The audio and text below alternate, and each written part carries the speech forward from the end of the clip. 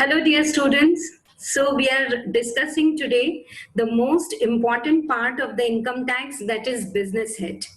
And business head, when you compute the income from business, you have to follow a format.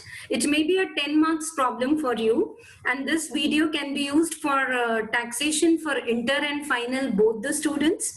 In CMA or CA final, when you compute your MAT, okay, minimum alternative tax, or when you compute your CA inter problem, how to compute the business income.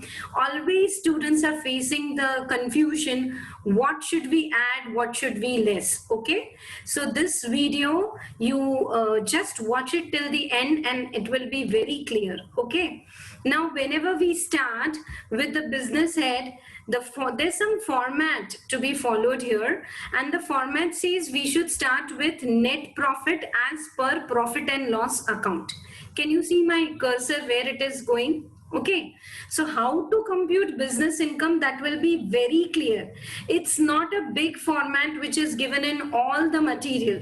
There are only 4 items you should remember. Whatever you want to do, add or less, all your items, be 10 to 20 items of add and less, you can fit into 4 criterias, right? So just I'm discussing with you the 4 criterias. Any add or less you can fit into this and analyze and solve few problems based on this concept. Any queries you have, you can mail us to CHHEDA, note down, CHHEDA Chheda dot dipti@gmail.com. So let us start. The business head format says start with net profit as per your P&L account. This is like Companies Act P&L account. Now add expenses which are debited in the P&L account but not allowed. Now, are you understanding what I am saying? Some expenses are debited in the P&L account. For example, personal expenses, capital expenses, depreciation as per books, donations, or municipal tax of your house, your personal house. So by mistake, these expenses are debited in the profit and loss account. When these expenses are debited, the profit is reduced. Now I'm saying these are personal expense, these are capital expense, these are not allowed. Not allowed means disallowed. Disallowed means scratch that expense. If scratching was allowed, we would not have rectification chapter. So jokes apart, now this expense which is disallowed, what I need to do now? If expense is disallowed, then the expense will reduce. So what will be the effect on my profit? Profit will increase. Hence, add back expenses which are debited in the profit and loss account but not allowed.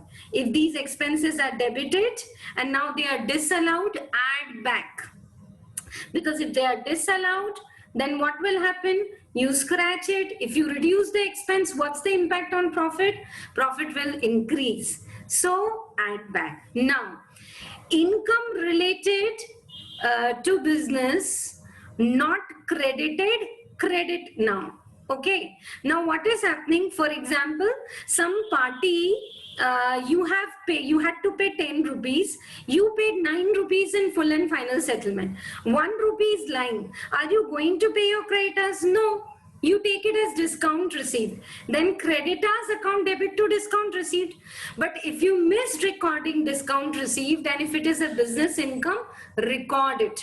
So if I record the income which is related to business, not credited, now credited. If you credit higher the income, then again your net profit will increase. So add. Both adds are clear or not? You can check after this any big table and check all items will fit into this concept. But few problems you have to analyze why you are adding, why you are deducting. Most important part now, third one, income credited to profit and loss account but not related to business. We are computing core business related income. But if in my P&L account, rent received is credited, dividend received is credited, it's not correct.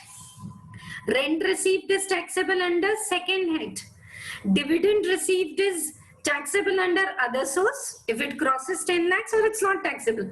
But the gist what I'm saying is there are some items in the P&L account credit side which are not related to business. Okay, so if they're disallowed income, go and scratch. If you remove that income, what will be the impact on the profit? The profit will reduce. So what you have to do, less. Remove all the other incomes which are either exempt or they are taxable under other heads, but they have been included here. Remove. Clear? And last one, this is the most technical one. Students are not clear about it. So I want to explain it again. Yeah. The fourth one, it says that expenses allowed, and they are very well related to the business, but not debited earlier. For example, depreciation is allowed as per block of asset method, but you didn't debit. So depreciation as per books is wrong, add back. And depreciation as per income tax is allowed, but you didn't debit. So now if you debit, what will be the impact on the profit? The profit will reduce, so less. Same way, one more very nice example I have given here, weighted deduction of scientific research. Though scientific research is section 35, why I'm discussing in the basics, suppose you have paid 100 rupees for scientific research, you debited in P&L account, but you have given it to National Laboratory, wherein they give you weighted deduction. How much? 150 rupees. You spend 100 and you can deduct 150 rupees. So 100 is debited and deducted correctly. 50 rupees more is allowed, but you didn't debit. So now if you debit, what will happen to the profit? Reduce. So what we should do, less 50 rupees weighted scientific research deduction. Same way under section 30 to 80, these are very in-depth concept and examples which I have picked up.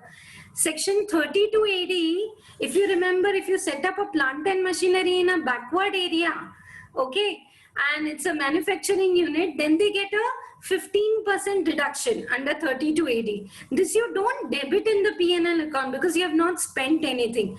But is this allowed? So some expense which is allowed under business head, not debited, now deducted. Okay, are you liking? I don't mind giving you in-depth, like this is conceptual video, but I want to take it more in-depth. Let it go till half an hour.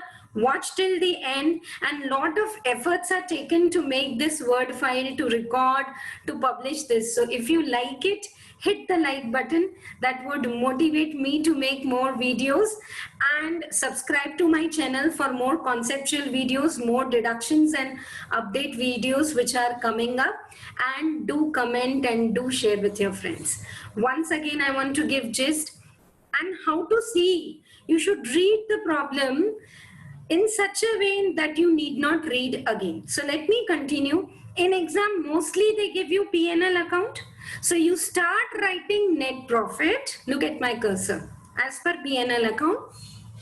And start checking from the credit side. Credit side mostly GP, discount received, fine. If you see dividend received, no, this is not related to business, less. Come on the debit side, okay? Office, salary, admin expense, allowed. But there if you see capital expenditure, not allowed. Depreciation as per books, not allowed. So if they are not allowed and they are debited, if you remove them, the profit will increase. Add. Now you come to adjustments, and related to adjustments, if the expenses is debited, not allowed, add. Income related to business, you miss taking it. Now if you want to take it, income will increase, add. Income credited to profit and loss account, but it's not related to business. It's exempt or it's related to other source or rental income and all. Remove, less. Some more expense which are allowed, you missed debiting it. Now if you want to debit, the profit will. Did you observe one thing? All these add and less will have an impact. I mean, say the interpretation you have to do is what is the impact on profit? If I put discount received, will my profit increase? Yes, add. If I remove dividend and rent received, will my profit reduce? Deduct. I hope this is very clear and helpful to all of you. Something more, this all I make it as extempore. I cannot make up some notes and then come. I wanted to give some more points. I think this will help you with the math and all the provisions also. Yeah, one very important point. There are some very nice googlies in the exam. I want to talk about it. Sometimes in the exam, after giving the P&L account in adjustment, they are giving 4 diaries provided to our clients. Now this they have given in adjustment. This is a clear-cut advertisement expense. Is it allowed? Yes. Have they debited in the P&L account? Yes. Then what will you do? Neither you will do add nor you will do less. But you have to write it in the note. Are you getting my point? Very brief small note that advertisement expense is related to business, already debited, hence no effect given above. Sometimes they give like this: legal fees paid to advocate for a case against company, 10,000 rupees. And legal fees 10,000 is already debited. Just in notes below the P&L account, they give some points to clarify, and those points are the googlies.